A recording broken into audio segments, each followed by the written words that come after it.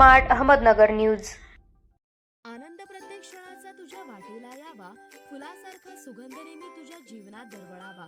सुख तुला मिळावे, दुःख तुझ्यापासून कोसभर दूर जावे, हास्याचा गुलगंध तुझ्या जीवनात राहावा आणि प्रत्येक क्षण तुझ्यासाठी आनंदाचाच यावा। वाढदिवसाच्या खूप साऱ्या शुभेच्छा।